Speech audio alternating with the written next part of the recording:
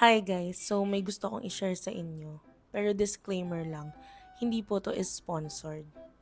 So gusto ko lang i-share sa inyo paano ko napalighten yung underarm ko. Although hindi pa siya ganun kaputi, pero papakita ko yung before and after niya. So hindi na para i-gatekeep kasi sobrang effective talaga nito. So disclaimer lang ulit, hindi porket gumana sa akin, gagana din sa inyo. Pero gusto ko lang i-share sa inyo yung nag-work sa akin. Kasi nag-try ko na rin before magpa-laser ng kilikili. Hindi rin talaga siya umeffect. Siguro dahil may PCOS ako, merong parang hormonal imbalance. Kaya nagda-darken yung mga yan, leeg, yung mga kilikili. Pero eto, tinry ko tong product na to kasi may nagsabi sa akin na nag-lighten daw yung kilikili niya. So ngayon, tinry ko.